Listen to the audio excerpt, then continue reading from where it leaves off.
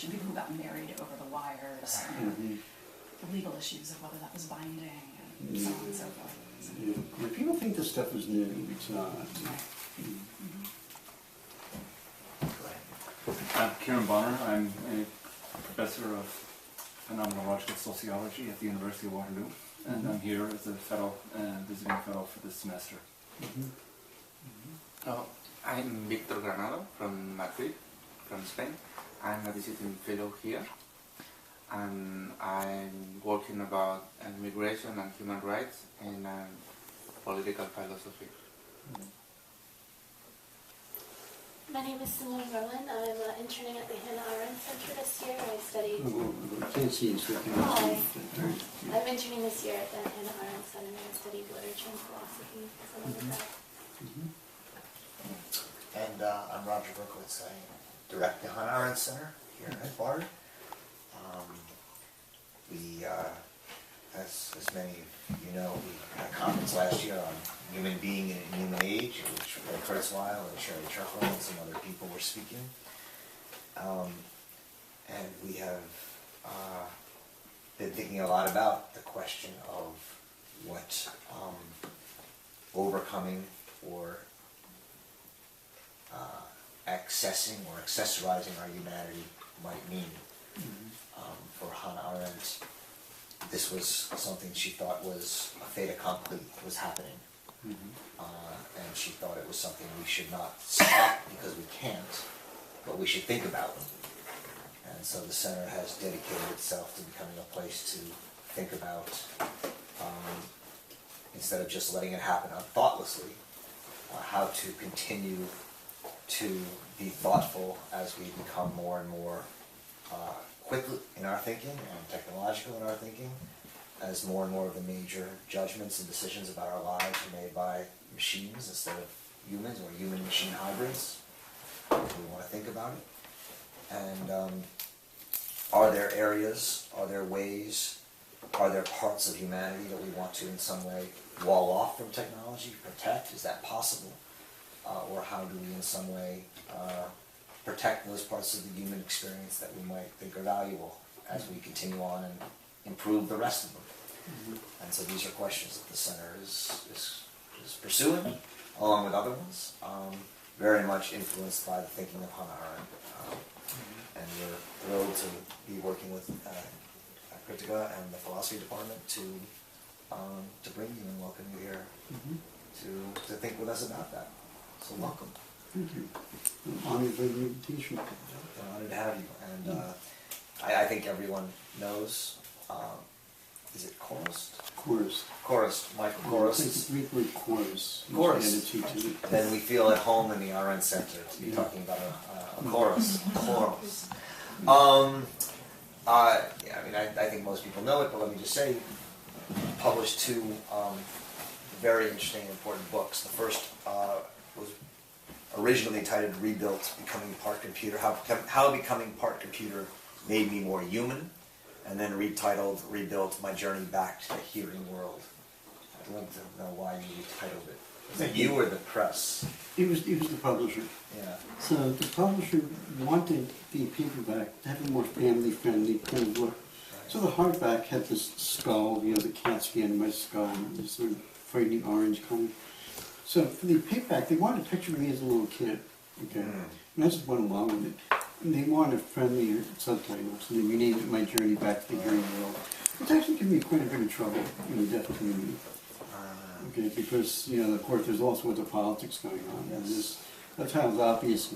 Actually, both subtitles have given me trouble, because the hardcover subtitle, How Becoming Part Computer Being More Human, I got a lot of flack about that at Gallaudet, because they thought I was saying that to be deaf was not to be human. Okay, that's not what I meant at all. And the other one was My Journey Back to the Hearing World, which implied that the deaf world is an inferior world. So I got hit by both subtitles and all sorts of politics. I can imagine.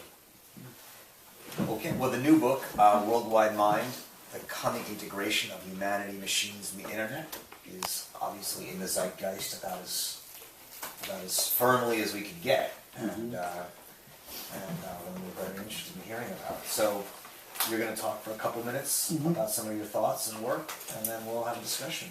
We'd be happy So to. we're very excited to welcome Michael Chorost. Yeah, so I did a little homework. So, you know, I did a little looking around the website and did a little reading up on Hannah Arendt.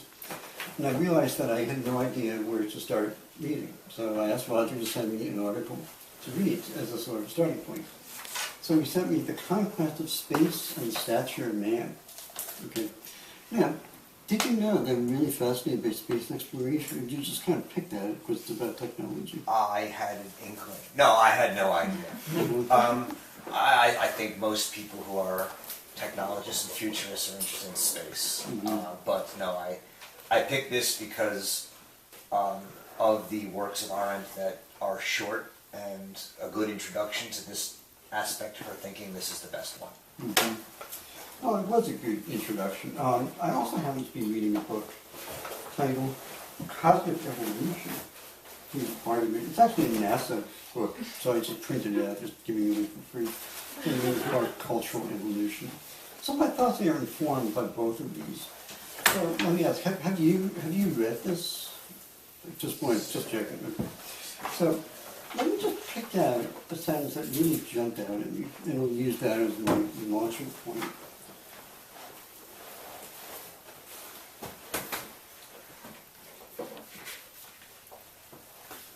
Okay, so the sentence is, let's see, here we go. So it's toward the end. You know, and I don't think the sentence needs a whole lot of contextualizing. A lot of the essay is about the epistemology of science. So it went sort of far afield for one thing about as I read this book. But I want to zero in from the sentence. So she says, she's talking about Heisenberg here. Seen from a sufficient distance, the cars in which we travel and which we know we built ourselves will look as though they were, as Heisenberg once put it, as inescapable a part of ourselves as the snail shell is to its occupants. That's kind of interesting, right? You think of us and our cars as being very distinct things. But to an alien looking down in space, they might see us in our cars and think, well, these are just kind of the carapaces that these creatures crawl around in. They occasionally emerge and then they go right back in. They live their entire life in these little shells. And when they come out of the shell, they're weak and defenseless. So, just to read another sentence there. All our pride in what we can do will disappear into some kind of mutation of the human race. I think here she's talking about the fact of becoming more machine-like and integrating machines into our bodies, and just fusing with their technology. I think that's what she means. The whole of technology, seen from this point, in fact, no longer appears as the result of a conscious effort to extend man's material powers, but rather as a large-scale biological process. So think about it, large-scale biological process. So seen from a distance, it's possible to look at all the technology on our planet, not just as something removed from nature, but as an extension of the natural processes of evolution. So if you think about things like our eyes and our ears, and our bones and our muscles, we don't think of these as technologies, because they are natural. And yet they are, because they all evolved, because they were advantageous to our ancestors in getting things done in the world. So the eye is a technology, the ear is a technology, the mouth, the vocal cords, the musculature. These are all technologies. They are not designed as technologies. That's why we don't think of them normally as a technology. But they are nonetheless technologies, and that they are tools that allow our body to get things done. So Arendt is suggesting here that the technology like this, is not something separate, that it is simply an extension of the evolutionary processes that have been going on the Earth for billions of years. So, I think that's what Arendt is suggesting here. And let me talk about my thoughts on that. So, and these are thoughts are informed by my thinking about my third book. Okay, so I'm beginning to propose a third book, which would be about, essentially, on the surface I say it's about the search for extraterrestrial intelligence. But that's not really what I'm interested in. I'm not really interested in the search. I'm interested in the question of whether minds that have evolved separately from us, would they be completely incomprehensible? Or are there certain ways in which any conscious mind must evolve? In other words, is evolution broadly convergence? Do all plants essentially arrive at the same set of solutions to biological and technological problems? Or are they wildly divergent? Now, the pendulum is kind of swinging back toward convergent. Back in the 80s and 90s, Steve J. Gould argued that evolution was wildly divergent. He said that if you rewound the tape of evolution and started again, you might end up with a completely different outcome than human beings. But people are starting to push back against that. People are pointing out, for example, that the eye evolved completely independently in different species that have no relationship to each other. So the octopus eye is broadly very similar to the human eye, but the common ancestor of the human octopus is much, much earlier. In other words, eyes are so useful that completely different species have evolved. Chlorophyll is so useful that completely different species of plants evolved exactly the same kind of chlorophyll, despite coming from very different places in the evolutionary lineage. So the question that I'm asking is the human mind the way we think of it? Is this something that's going to be universal?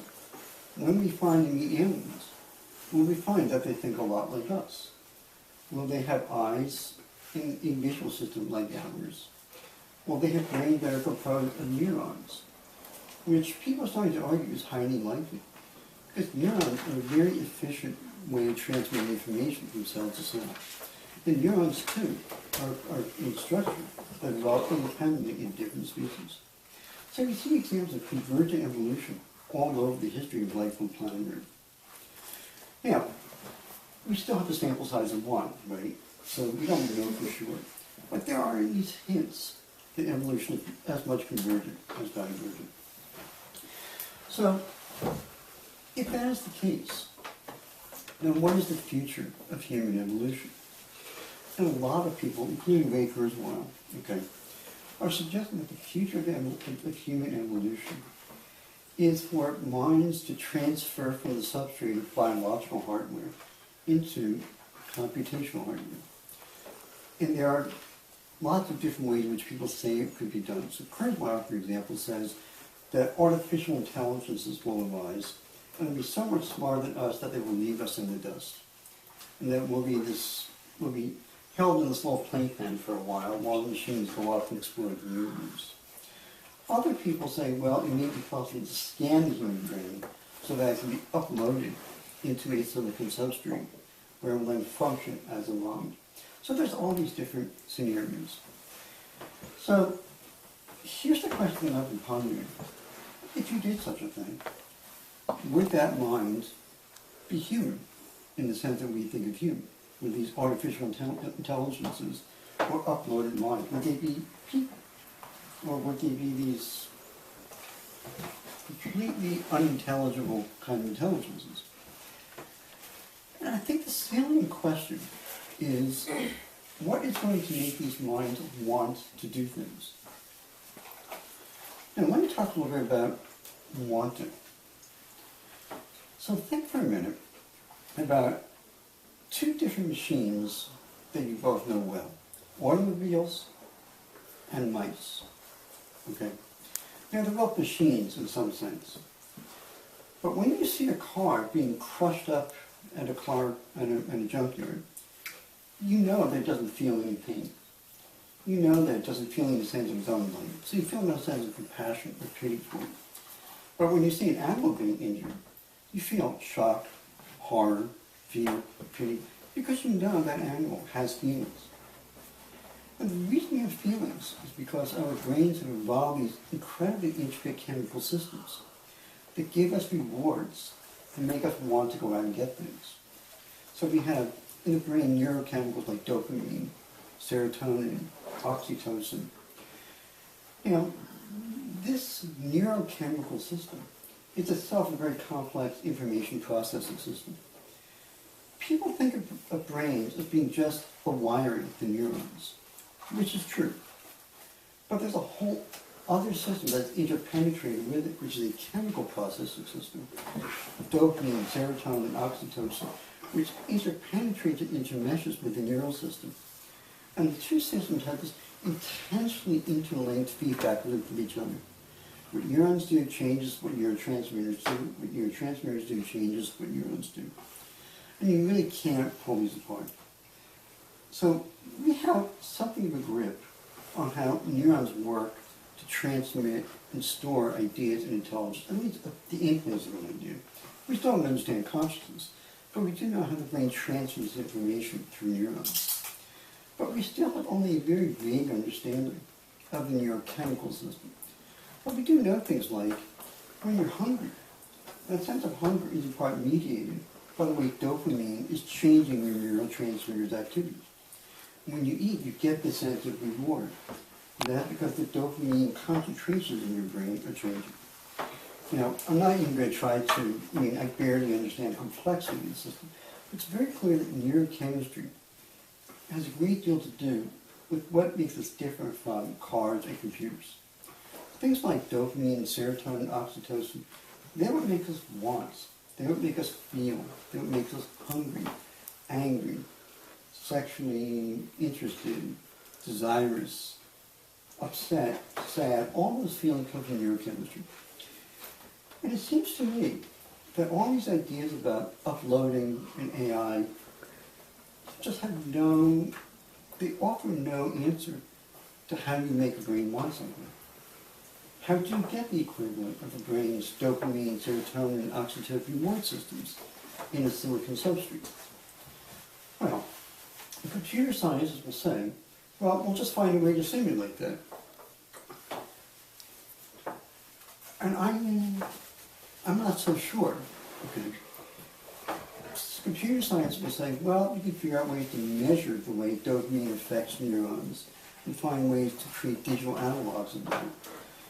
But my question is, once you've done that and instantiated that in the brain, if you have this sort of simulation of the brain's digital dopamine levels, does that mean that this artificial brain is actually feeling something? Or is it are you just looking at numerical simulation? I think this is a really deep question that people just don't have good answers to. This is a lot like the problem of quality, okay? How do you know what makes you perceive red as opposed to responding to a certain wavelength of color? This is still a very poorly understood kind of problem. So how do we give these silicon brains quality? How do we make them care about things? How do we make them want things? How do we believe them when they say they start to want things? The computer's saying, I want this. How do you know that's not just because the counter of a certain variable has just exceeded a certain value, which then make the machine say, well, I now want this. So I think these are questions that need to get asked in order to answer the question of, are these supposed silicon brains going to be human? Well, they want stuff. And what does that mean for them to be wanted? So let me just say a few other things, and then we'll throw things open. That actually covers a lot of what I was going to say in my notes. Let me just add one more thing. So computer science say, well, you can simulate all these brain informational systems, no problem. The problem is that when you look at an individual neuron, you can look at it as a kind of a digital switch, like it's sort of a natural transistor. You put in all these inputs from its dendrites, and you get one big output, into its axon. Okay, so you can sort of simulate that. The problem is that there's all these intricate molecular interactions going on in the membrane of the neuron that have a tremendous amount of influence over how the neuron behaves. Can you model a neuron without modeling all of those molecular interactions? Computer science will say, sure, you just look at the top level. But maybe that molecular level matters. Maybe that needs to be stimulated too. Then you go down a further level than that. So Roger Penrose has suggested that there are quantum effects in neural structures which change the way neurons behave. And until you can model those quantum effects, you can't predict how neurons will behave. The problem is that when you get down to the quantum level, it gets essentially impossible to predict what a system will do. It starts to undertake behavior that to us looks random, actually is random. So it might not be possible, even theoretically, to completely simulate a human brain all the way down to a quantum level. If it is necessary to do that, then we may have no hope of uploading a human brain. So these are the provocations I want to put on the table. So one of the examples you talked about earlier was the difference between seeing a car crash and seeing a mouse or an animal injured. And you said that the reason we have empathy or feel compassion towards the living being versus the artificial being is that we know that they have emotions, so we assume that they have feelings. However, I would argue that we actually know only that they express feelings, and it is by virtue of that effective animate expression of those feelings that we can relate to that being. And so that's why I believe very strongly that in the future, the very line between technology and human beings and the terminology and discourse that separates those two will be completely blended, and even we will probably get rid of that terminology because the expression of the emotions will be so effective by the integration between human knowledge and the technological manifestations that we will no longer be able to tell which one is a more sympathetic or relatable being. Could you comment on that? Well, you're proposing a functionalist solution to the problem. Basically, if it acts convincingly enough that it looks like they feel good, we might as well treat it as if it had feelings. You know, that's pretty much a Skinnerian perspective, that the ultimate interior of the animal is a black box that we can't penetrate. We can only see its behavior. I've never found that all that convincing, because I don't just guess. I mean, technically speaking, I suppose you're right. I mean, when my cat goes and sits right next to his food bowl and stares at me with that fixed look, okay, I can infer from all the outward signs that he wants to be fed. But I'm also pretty confident that he feels hungry. He feels a sense of urgency and desire. So I'm not content just to stop at that surface layer. Say, well, of course my cat looks like he has feelings, therefore he must have feelings. I'm pretty convinced that he does have feelings. And part of the reason for that is that evolution is very, I forget the right word, it conserves structures. So a great deal of our genome we share in common with much, much lower animals. I mean, I forget the exact figure, but something like we share 40% of the same genome with bacteria. Okay. So when nature figured out something worked, it just kept using it again. So we can pretty easily infer that animals have feelings because they have the same biochemical machinery that we do. So I have no problem trying to get around that functionalist perspective. I'm satisfied that we know that animals have feelings. But will that functionalist explanation work for a device that does not conserve any of the biochemical adaptations that we have inherited, that just transpose them into an entirely different substrate? I'm not so sure that if it exhibits a convincing simulation of feelings, is it actually feeling those feelings? That's kind of different to the whole David Chalmers zombie territory. Okay. And I've just never found that line of thought all that persuasive. So you believe that the organic quality of the organism is essential to its consciousness, or whatever term you want to use? Well, it certainly sounds like I'm saying that, right? I'm not sure yet. Okay, so this is a question that I'm trying to sort out for my third book. If humanity evolves from that post-biological stage, will we still be human? I still don't know the answer to that question. That's why I put this up. You know, people like Doug Huffstad would say, that I'm basically articulating a carbon chauvinism. I was saying actually, that if it's not flesh and bone, then it's not worthy of moral consideration. And that may be flat wrong, but the question is, what would it take to know that we were wrong? I mean, there's this really interesting, Joseph Weizenbaum has this great piece in his book. It's one of the few old books about computers that's still worth reading. What's the title? Something like The Human Use of Human Beings. Anyway, his point is, he created one of the earliest AI chatbots, Eliza, which is incredibly stupid. You can Google and actually talk to Eliza, but it's just, you can type stuff at it, and it spits back a canned response, and it sort of takes some of the syntactic elements of what you wrote. So you can say things like, my dad's bugging me, and Eliza will say, tell me more about your family.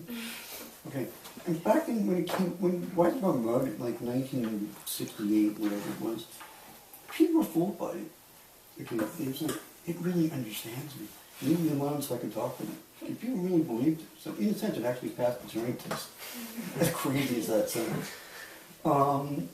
So there's a lot of, you have to take into account, there's a great deal of projection. We project a lot of feelings onto machines. In fact, Sherry Turkle talks about this in really disturbing detail. You can give old people these sort of like hug bots, okay? And they get really attached to them. It understands me, it loves me, and you read it, a person like, oh my God, we're handling these inanimate robots and they're slobbering over them. It really shows how extraordinarily gullible we can be. Not only old people. Mm-hmm. You take the computer scientists who develop them, who know that there's no feelings in them and that they are irrational, and they can find and have those same feelings of love and attachment to the machines. Which turns Elena's question around in a certain extent, which is, how do, to what extent, do we want to, you were resisting the functionalism of, of our love for the machine. But to what extent is what we, in a sense, as humans, most act according to a kind of functionalism that, in such that, yes, we may have the quantum level, and we may have the dopamine, and we may have the neurochemistry, but a lot of that we want to get rid of when you talk about want and desire. What we want is predictability, knowability, faithfulness. We want relationships without the mess, without the difficulty, as Sherry Turkle talks about in her latest book. And maybe the life of simulation is actually one we prefer. And that's the real danger, is that you can point out the limits of the machines, and people will say, oh no, and then they'll keep using and going to and preferring the machines over other humans. People are so easily fooled. I mean, there seem to be neural structures in the brain that when we see a smile, or even if mechanical, we react to it as if it wasn't. That seems to be very deeply embedded into our brain chemistry. So even like the builder of Kismet, so just that, even though I programmed it, I still respond to it as if it was real. So it's not very gullible. It's like there's neurochemistry which is so easily hijacked. It's making us think that we know to be unfeeling, think they get feelings. So I'd be concerned about this functionalism that you suggest, because we project a great deal of our assumptions onto things that we know don't actually have feelings. So going back to the mouse and the car example, assuming the mouse does have genuine feelings and consciousness, we know that the reason it does is because the mouse evolved through natural selection, and those mice who exhibited aversion to being crushed got crushed less, and so they reproduced more. Now, I think it's a good question whether that same aversion can be created artificially without just making machines that can reproduce and evolve it on their own. And I don't know, but my intuition is that there's no physical barrier preventing that sort of aversion from being achieved artificially. And I'm reminded of a short story, and I can't remember who wrote it, but it's called They're Made of Meat. And the short story is just this dialogue between two aliens who have discovered humans. And the whole thing is they're made of meat. What do you mean meat? What does the thinking? The meat does the thinking. You're not getting it. And they're so baffled by how we can have consciousness. Yeah, keep going. They're so baffled by how we can possibly have anything like what they would consider consciousness, considering that we're made out of meat. And it's a very powerful story, and I really feel that there's nothing privileged about our meat computers. And, you know, I think something similar or something superior could be achieved in a silicon computer or what have you. I would like to agree with you. And I mean, I hope you're right, because I think the future of the human race may lie in building these kind of machines which could go very far beyond our biological limits. It's just that it's not enough just to make the statement, well, neurons are switching units, transistors are switching units, therefore there is no barrier to making a silicon mind that has all the quality of a meat mind. It just seems to me to do that, you have to leap over all sorts of things that we know about biochemistry, and you are at the very least leaving those things unaccounted for. You need to account for them somehow. I guess my question is, we're sticking to sort of this, organic machine, or organic technological human machine sort of distinctions, these like binaries. And so what sort of is your position with regards to the construct of the cyborg, of the human, like with human enhancement or robotic genetic implants to change the nature of the human? Where does that fall sort of on the spectrum that we're dealing with? Cyborgs, right? Me being a sort of cyborg. Right, that's why. Yeah. Actually, in my trunk, I have 2 actual cochlear implants. So maybe after lunch I'll go back to just start digging them out and bring them back so you can actually see what's in my head. I'll talk about that in my lecture though. Well, okay, so at this point, they really don't challenge that distinction in any really fundamental way. For the simple reason that they don't really intervene with mind as we know it. So my cochlear implants, they give my auditory nerves signals that make my brain believe it's hearing. But there's no trickery going on, because my brain always believes it's hearing, but it's getting signals from the auditory nerves. It's just that in my case, the signals are electrically triggered rather than mechanically triggered by the motion of the hair cells inside my ear, okay, which you know all about. So, for the first 6 months after I got my implants, everything sounded really weird. I mean, the whole world just sounded totally different. Now, I'll play some slides, by the way, which will give you a sense of what I heard that first month or two. But now, I mean, the real challenge for that in those first few months was I didn't really believe I was hearing. I didn't feel like I was hearing. But now it feels like I'm hearing. So, that experience basically taught me that if you add something to the peripheral nervous system, it doesn't really challenge that the primacy of the eye in my skull in any truly profound sense. It did it in some superficial senses. So I had to realize, for example, that my head was going to be drilled open, and that a computer chip was going to be installed in it, and that it would give me information in a way that I never gotten before. And that really shook me up. I had nightmares about that. But those were not nightmares of losing a sense of self. Okay, those were nightmares about living in a different body. That was about change rather than a challenge to a sense of identity. So I'm not sure if I'm really getting at your question, but I think that the point at which cyborg technologies begin to really blur the distinction between human and machine is when they begin to change conscious experience in ways that are more profound than just replacing senses. Okay. And in fact, I think we actually start to cross the boundary in other ways. Antidepressants. Okay. So it's funny because antidepressants were just starting to come in when I was in graduate school. And people were just kind of wrapping their head around that. And so I started hearing about things like some people would just stop taking deadlines seriously. Okay. Because whatever they take, the Prozac and the Wellbutrin, they were aware that that line was there. They just didn't care about it the way they used to. So they were just more casual about turning paper and leaf. And I don't really know how the Academy dealt with that, but clearly, you know, we have chemicals that do change the way we think about things. So we know that what we think about as our essential personalities is modifiable pharmaceutically. Of course, we've known that for a long time. You know, alcohol will change a lot of your subjective experience.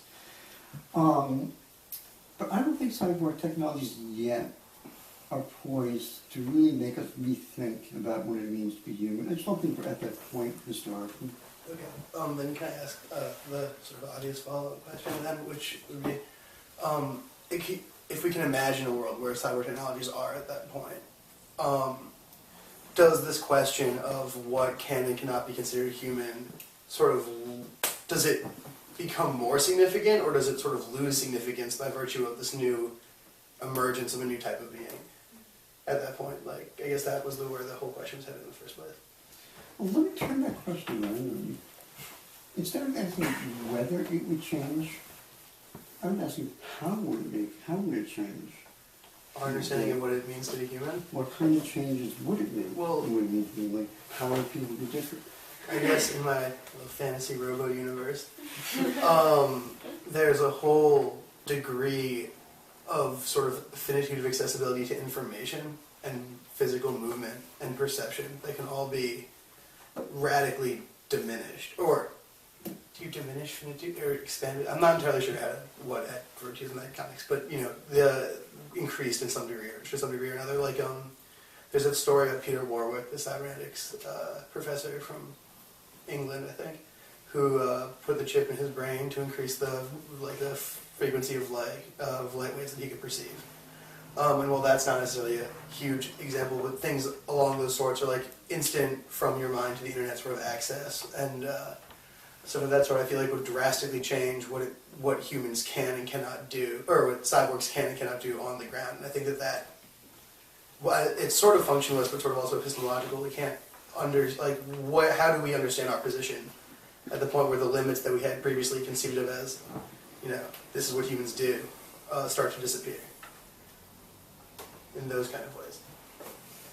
Well, I'm not sure if you've really started to get at what kind of changes might happen. You know, I think until you get down to that nitty-gritty. I mean, you mentioned, like Kevin Warwick, you said? Peter Warwick, I think he's Yeah, I've heard Kevin. Maybe it's Kevin Warwick. Maybe there's a different guy named Peter Warwick. I know the last name's Warwick, though. I know that for a certainty. Maybe Kevin Warwick, who wrote, actually, I want to say, an astoundingly stupid book titled I, Cyborg. Might be the same Warwick. I can check really quickly to see if this is the same guy. It's on my computer somewhere. Okay, come back to us in a minute.